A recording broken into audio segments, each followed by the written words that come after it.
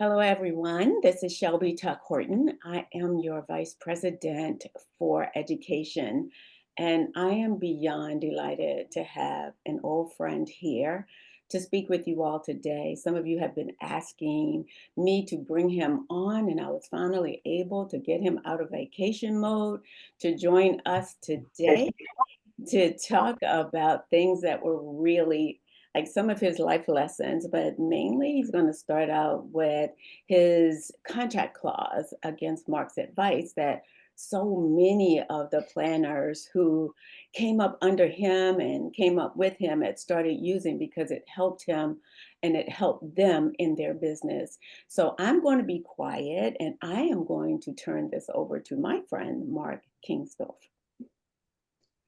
Good afternoon, buenos tardes. So my name is Mark Kingsdorf. For those of you that may not know me, I am a master wedding planner emeritus. May of 22, my husband and I both retired and moved to Merida, Mexico in the Yucatan. So we are about 3.5 hours west of Cancun. And if you saw my Facebook post, it was 82 at 9 o'clock this morning, 9:30 this morning. So it's not bringing me out of vacation mode. It's bringing me out of retirement mode. I realized that I didn't have a lot of the documents that pertained to this because of selling the business and changing computers and moving and everything else. That I reached out to my dear friend, Sari, who actually had one of my presentations from 2011 in hard copy and was able to send me a lot of the notes that I needed. So I'm going to jump into this so that we can take a lot of questions at the end. I am very happy to answer questions about virtually anything that you want.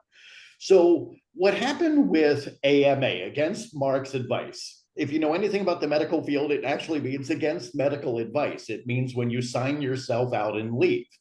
But what happened was, several years into my business, I had clients, only one to start with and then a couple, who, even though we had provided recommendations for wedding professionals that we had screened and had made other recommendations, decided to go way out on a limb and hire someone on their own. Now, with that, we were always happy, and I was based in Philadelphia, to work with wedding pros that we hadn't met. We'd get to know them. We'd do a little bit of research on them with our team. It was a great way to grow our vendor base. Right. What happened in this one situation that prompted this was a photographer who my husband and I actually knew personally. We had done events with and been to dinner with. All of a sudden, I was seeing really bad reports that they were not getting photos in anything close to the time that they had quoted. Some of the work was not good. He was sending assistants. It was just not a good picture. And when I chatted with this client, they were like, my mother knows him and we're going to go with him. And it prompted me to create a document. And essentially what against Mark's advice was an addendum to an existing contract that said, and excuse me, because I'm going to turn to the side. It says word for word, this document will serve as an addendum to your original contract dated in regard to our responsibility and service provided. The Queen of Hearts Wedding Consultants, owner Mark Kingsdorf, and your consultant, whoever they were working with, will not be held liable for any issues which may possibly arise in regard to your decision to contract, and then the name of the company and the specific person who was running things. We will absolutely handle the affairs of your wedding day as previously described, including working with name of the company to establish a timeline for the wedding day, assistance with coordination of the wedding and communications during the event. The courtesy of assistance with wrapping up post-wedding details cannot be extended in regard to this vendor. Any issues which may arise with XYZ after your wedding, including but not limited to the delivery of photographs, albums, other products, or assistance with any issues which may involve your need to obtain an attorney or possible litigation against them. So essentially what we were saying was, we are happy to work with them. Wedding day, we will do absolute business as normal and make sure that things run as smoothly as possible, just like any other wedding day.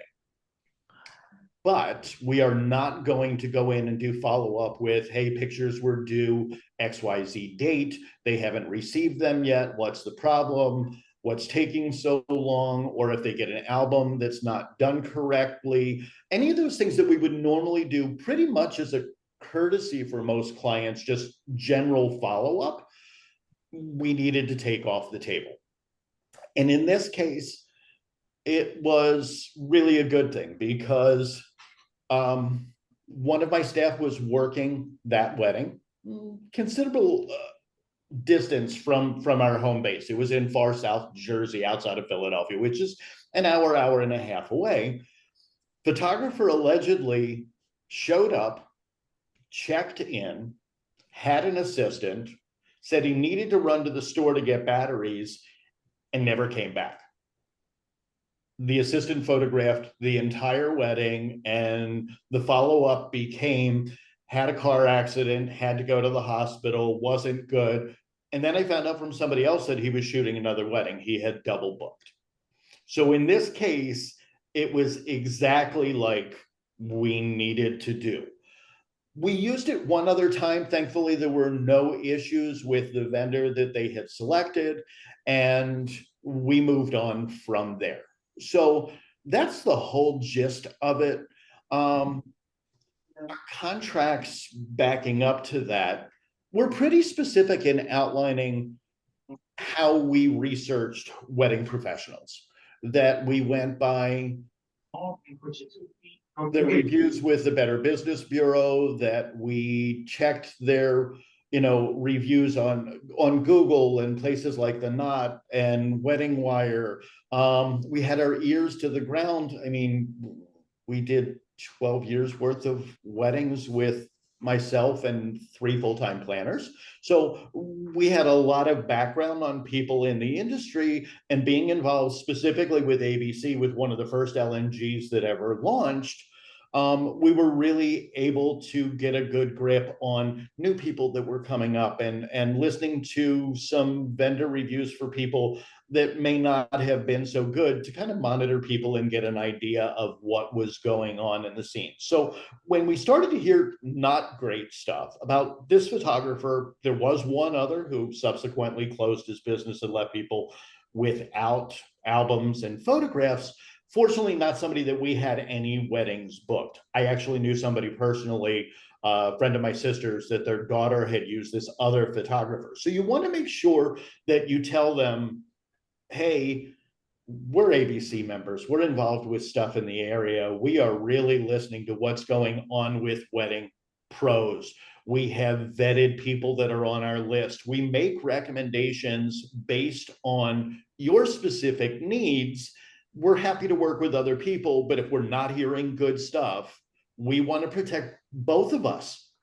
We wanted them to understand that if there were issues, that we were doing the best of our ability to take care of those things, and yet we were not going to overextend ourselves on the back end and get involved in a bunch of crazy that could jeopardize our business, that the client would, having trusted us to plan their day, they were kind of on their own to make sure that that was pretty clear.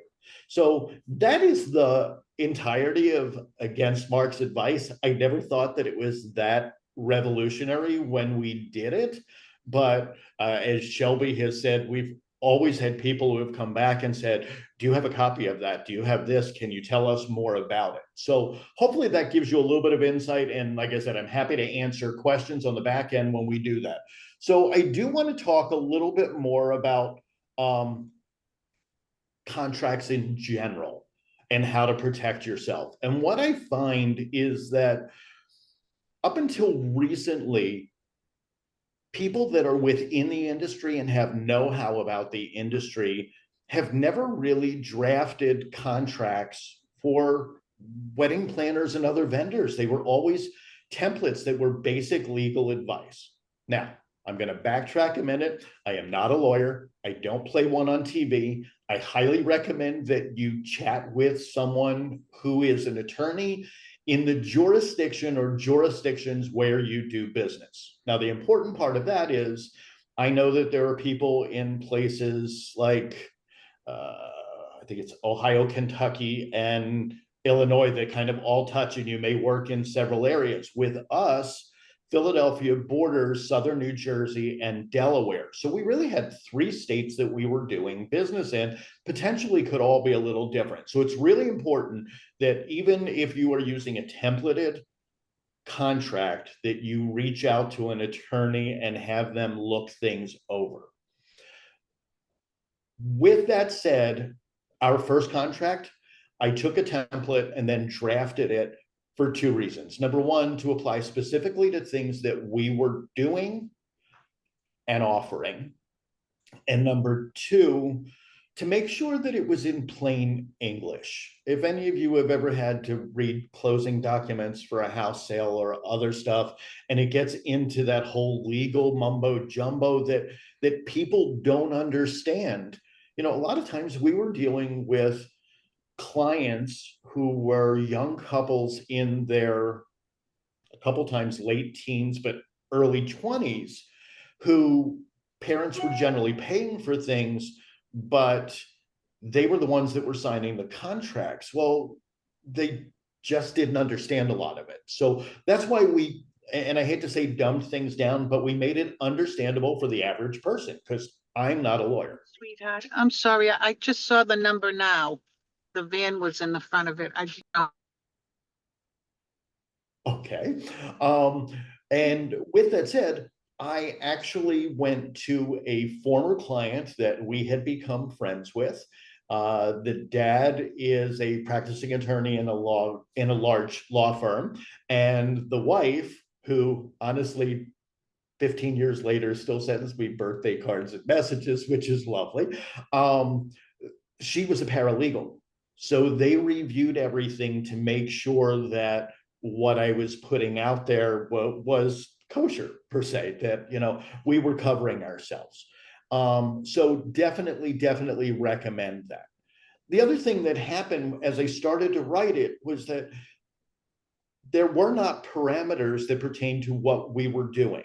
So the first part of doing things is, explaining to clients what it is that you provide and what your limitations are. So there were things on there that we said, for each category that we are providing full service planning for, we will give you recommendations for 3 photographers, 3 florists, 3 caterers, whatever it was, for you to meet with, talk to. If it was full service planning and we were going as well, terrific.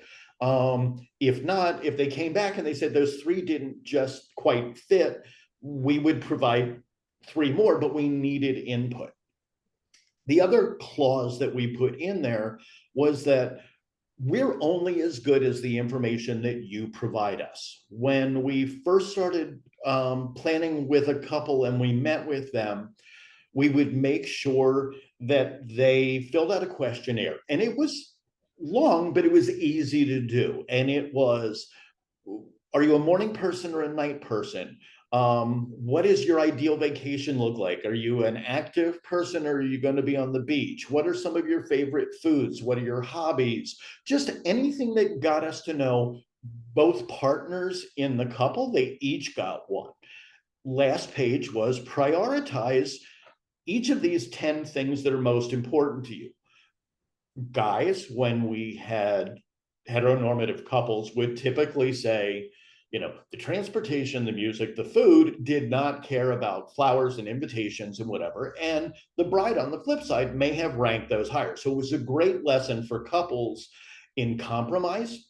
But without those things, we found that we were not able to recommend wedding vendors as easily. And we also found that we needed to just know more about the couple to make sure that we were helping recommend design items and aesthetics of things that really fit 3 things: price, the product, and the personality.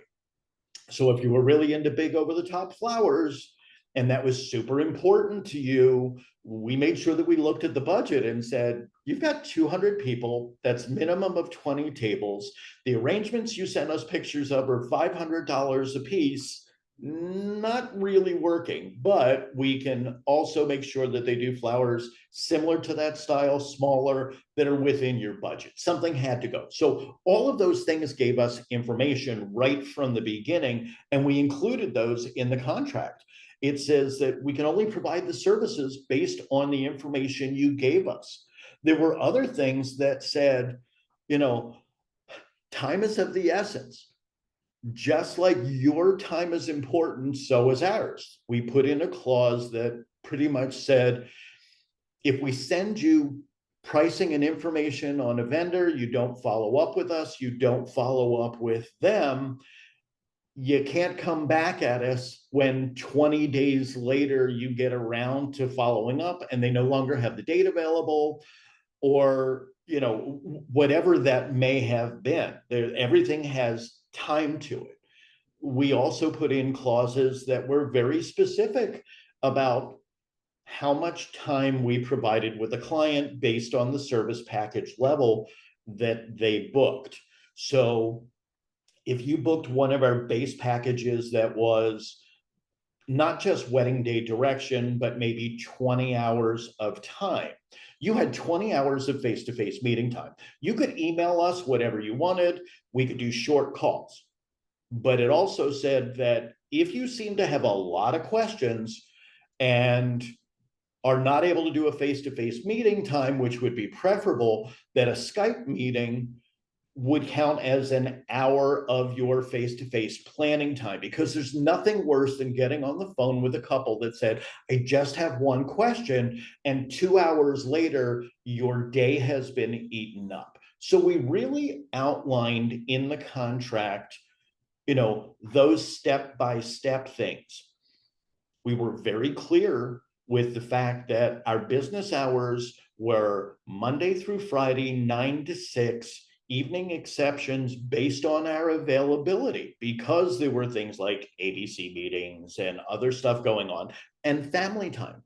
But we were very clear when we wrote that in saying, we are not available as a rule on weekends unless it's something that we can, work out together, because just like you want us to be completely available to you on your wedding day, so do the couples that are getting married that weekend. And I think that's one of the biggest problems currently with couples, where we're all available at the touch of a button and they expect responses right away, even though they don't always respond back that quickly. And if I don't have a wedding that weekend, they don't need to know that it's my free time. If I want to give that up because we have nothing going on to meet with you because you're in town, great. But we made sure that that was clear in a clause, that was the exception to the rule. So in addition to these clauses, let me do one more. We also made it very clear that there were no legal or implied contracts between the Queen of Hearts and any other wedding professionals. Referrals are solely based on professionals' reputation and information provided to us by the Better Business Bureau, local Chamber of Commerce, experiences of clients and other wedding professionals, and our own research. I'm not referring to you because you're sending me money back. We never accepted kickbacks because it really muddies the water. When you are adding clauses like those in your contract that really solidify what you do, what your reputation is, and how you are providing services to them, what you won't do, and setting boundaries, we always made sure that there was an initial line next to those pieces, because what we found was that couples were not really reading the contract. They liked us, they worked with, met with us, and things gelled, and the contract came and they saw how much the payment schedule was, signed, and sent it back. They never really read it. And when push came to shove on any questions or any problems, they hadn't read them, but they signed it. So then we made them not only initial specific clauses that dealt with cancellation, that dealt with payment schedule, whatever else, but we also made them initial the bottom of every page, and we made them sign on the dotted line at the end. It seemed like a lot, but it was the only way to guarantee that they actually had read those had we gone to any kind of litigation. They were just kind of common sense things for us that we plugged in there along the way. The other thing for us, and has to do with contracts, but has to do with life in general. When I started, mostly out of cash flow, clients would do a retainer upfront for us to start working. That meant that I went into the program that I was using and I put together information based on the questionnaire that we had. I put together a planning calendar, and I put together a basic budget that we could tweak percentages of if we thought we needed to do a little more or a little less. By taking the retainer up front and then giving them that questionnaire information, the timeline, they felt like they were getting something for what they were paying right away. And then the next payments were going to be due in a month or 2 months, because we would have been meeting and reviewing things and going through a lot of the planning and so on and so on. We also included a clause that said final payment is due 30 days prior to your wedding, because we had heard these horror stories about people that were letting wedding planners go toward the end of the wedding because they figured the venue was going to handle the wedding day direction, and they had already paid for all the planning pieces. It was all in order. So if they bailed and we weren't getting our final payment till wedding day or just leading up to, excuse my language, you were kind of screwed. So we purposely put that in 30 days before. We put in a clause that said payments are due as scheduled, typically on the 15th of the month. After 5 days, so starting on the 20th, if we have not received payment, you are charged $5 a day until we receive payment. If we reach the end of the month and have not received your payment yet, all work will stop on your wedding until such time that we receive payment. Clause that said, all funds paid are considered earned. And that's why by breaking it up into small payments, they were getting stuff done along the way. It helped our cash flow. As a new business, that was great. So that was really, really important to make sure that people stayed on time. We sent reminders. There were stuff that was set in calendars, but we wanted to make sure that they were as serious about their planning as we were with their planning for their wedding. So drawing those lines in the sand that were very specific, that said, this is when you can reach us, this is when you can't, this is when your payments are due, this is what happens if you're late, and this is what happens if we don't hear from you by the end of the month. Because we had other couples that we were working with, and we wanted to make sure that they were getting the attention that they were paying for versus somebody who may not have had the payments on schedule. So that's a lot of the contract pieces. And if people have specific questions, again, I'm not a lawyer, but I will talk to you about things that we did. Linda Barness, retired master wedding planner, dear friend, laughs about this all the time because I said it and I stick to it, and I probably said it 1,000 times. It never gets any better than the first meeting. I taught our team to go with their gut, because there are times that you have that initial meeting. I never call it a consult, because I'm not planning your wedding in that initial meeting.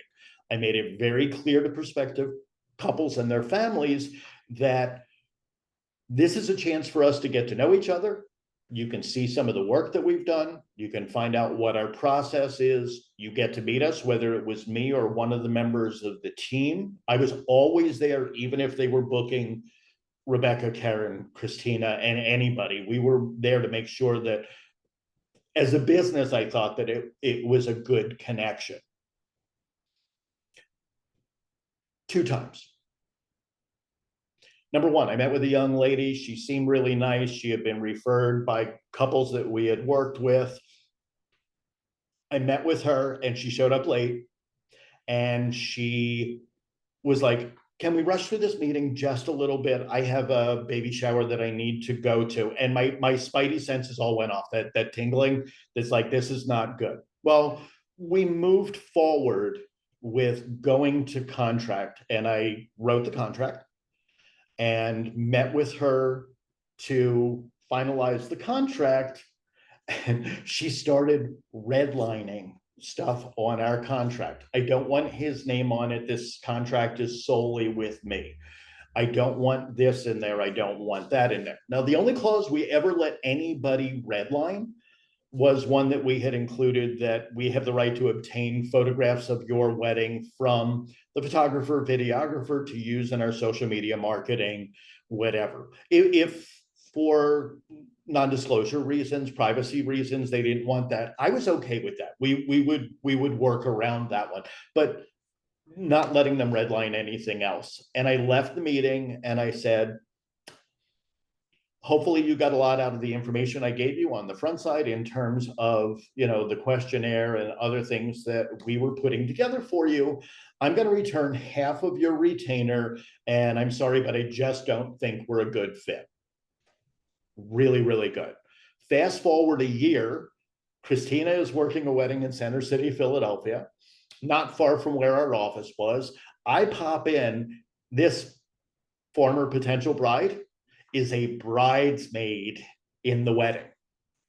And my face just dropped and I saw the bride, and Teresa said, I'm really sorry that I didn't tell you about her. She's actually really nice. She's a good friend, but she has been let go from more hair salons, whoever, because she gets a little crazy with things. So I didn't think it affected our relationship planning, so I just left it alone.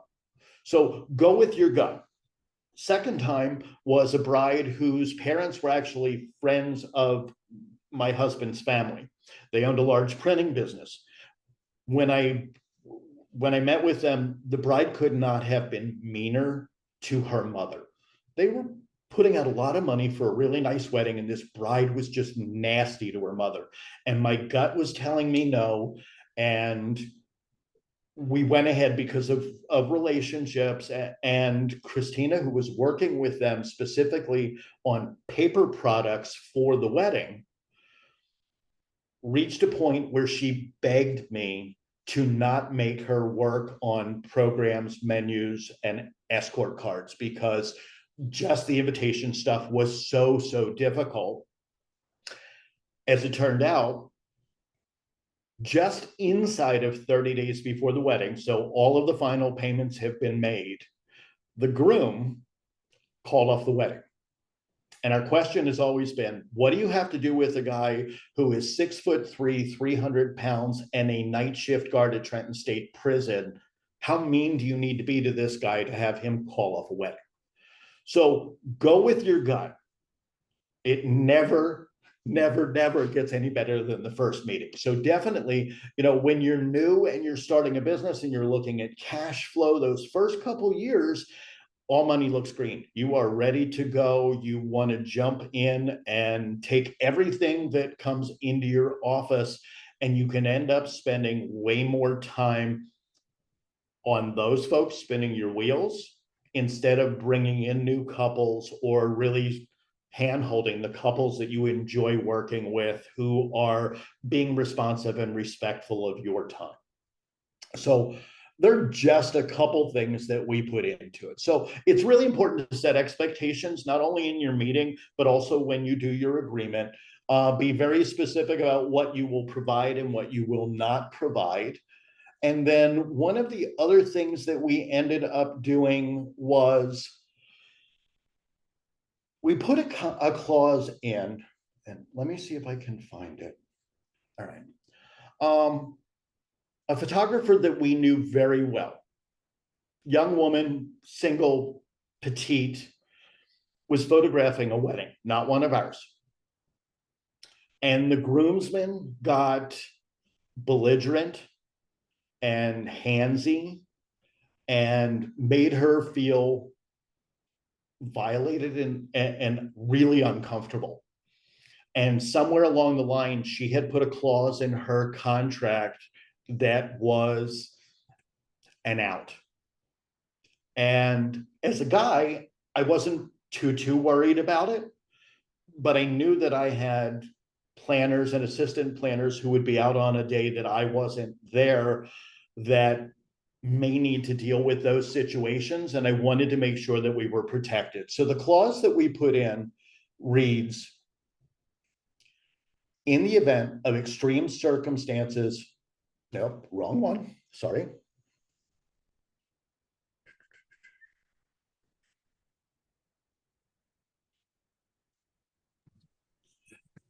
If for any reason the client, the couple, or the consultant feel that they have been treated unprofessionally, been verbally or physically abused by either party, or due to breach of contract by way of non-payment of the client, we can choose an out.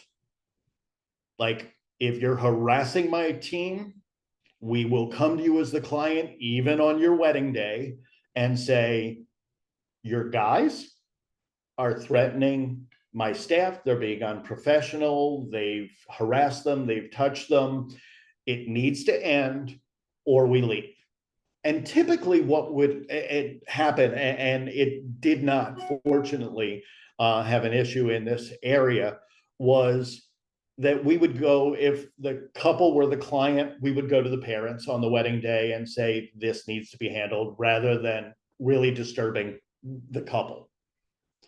The only time that we came really close, Rebecca was working a wedding, really large Jewish wedding. We were still getting the bride ready. We had not even made it to the Tish and Bedekin portion prior to the ceremony.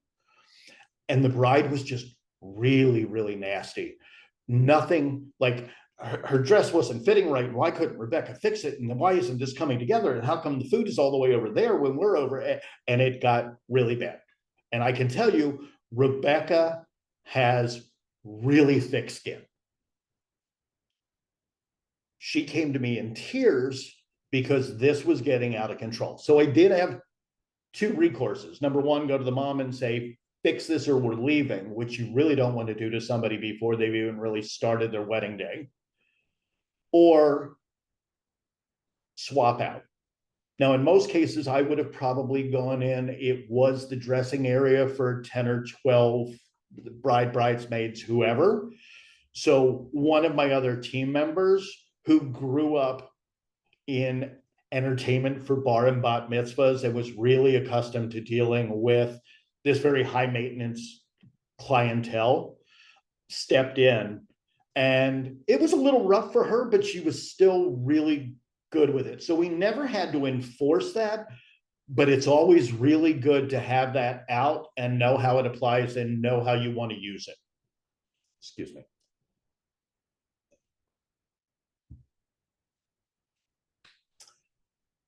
Yes, Shelby, couple more things and then we can jump into questions if that works for you. Sounds good. Okay. Next clause, really important. In the event that there is a dispute between you and your client, you want to make sure that, number one, you have a clause that says that you want to try to settle it with arbitration rather than going to court.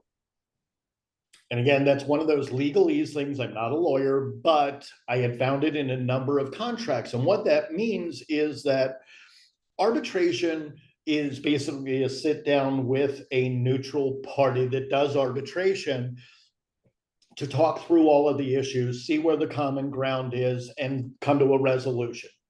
It is way less time consuming and less expensive than if your client decides that you have to go to court. So that's the first part. You want to include that. The second part is defining where. Lived in Philly, office was in Philly, did weddings outside of the area, and dealt with clients who were coming in from other destinations. Well, if you don't specify that this is going to be arbitrated in Philadelphia before such time that it may have to go to court, my clients in California could drag my happy behind all the way to California to arbitrate it there. So putting that in there to protect you and your potential client is really, really huge. One last one that we put in there, the terms of this contract, reservation of the date stated services offered by the consultant are for a length of time not greater than 15 days from the date offered. Should the consultant not receive a signed contract with the required deposit within those days, we are under no obligation to hold your date, offer the same service, or lock into the same rate. Essentially, they could sit on that for 30 days while they were shopping other planners. They could, just not prioritize it, not have the funds to send you the check, whatever it is. And during that time, other people are calling that may be a full service wedding. At that time, I was taking just a couple a year. The rest of the team was. So if the contract was for working with me and they drug it out, maybe I wasn't available. Maybe they wanted a medium service package and we had clients that came for any of us that were doing full service planning. I can't hold that date for you if you haven't paid for it. Let's see. A couple things with that is make sure that the clients initial everything. Do not allow them to redline anything on your contract. And most importantly, especially with digital, do not sign a contract and send it to a client hard copy or e-sign or anything else for them to sign. Because essentially, anything that they choose to redline or add in, change, becomes legal and binding if you've already signed that agreement and they sign it. You're locked into it. So it takes a little longer, especially when I started the company, we had big red folders. I had 2 copies of a paper contract. We had collateral material that we were mailing to them. So I didn't want them to get it, change everything, send it back, and maybe locked into whatever they were doing. So hopefully those things, gave you some information and some insight, especially about the AMA. Looks like we've got about 20 minutes left before Shelby wants me to wrap up. I am happy to take questions from any of you that want to. Shelby, you moderate questions or whatever. If somebody just wants to pop and say hi, I'm good with that too. I don't see any questions in the chat. Yes, there will be a replay. Any other questions for Mark? I don't know when I will ever get him back, so we need to ask these questions now. Any questions? And it doesn't need to be specifically this. If you have other questions about wedding planning and my company, I spoke a lot, not only for ABC, but Cater Source and a bunch of other places. If you have questions on that, I am happy to answer some of those as well. So Mark, all I'm saying is that it was so helpful and that, oh, sorry, wait a minute, let me see. What's a question? Who's talking? It's Margie. Oh, okay, Margie. I have a question, Mark. It's so good to see you. Miss you so much. Thank you. I have a tendency. I don't give my contract to my clients. I'd rather be sitting in front of them when all of us sign. And I know it's the new thing is electronic, you this and that, but I've always have a concern that my client may take some information and use it with someone else. What do you say about that? I get that. in a lot of cases, it's not always feasible to be sitting together. As I said, we had a lot of clients whose families were based in Philly and they were coming back to get married. So, California, overseas, whatever it is, what was not practical. So at some point, you have to trust on that. My other part is that I always felt that nobody is me. Nobody does specifically what I do. They can have all of my documents, all of my paperwork, see all of my marketing, and they are not me. So at some point, you just have to trust. If they want to steal it, God bless. Like, have fun with it, because you're not going to be able to do with it what I do. Okay. I mentioned before Linda Barnes. Linda and I were both in the Philly market, both master wedding planners. She actually was my assistant on the Whose Wedding Is It Anyway shoot. Dear friends, the Queen of Hearts is not the same as the blue suit and pearls, wedding planner. Linda and I were just very different in our personalities and what we do. Thanks, Mark. Appreciate You're you. welcome. Thank you.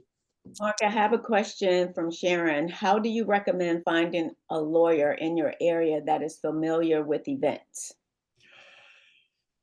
It's difficult. You have to shake the trees. And what I have found was, if you have former clients that you are still kind of chatty with, just say to them, hey, do you by any chance know anybody that does contract law that may have experience with like events, even if they're larger scale, corporate event type things that I might reach out to.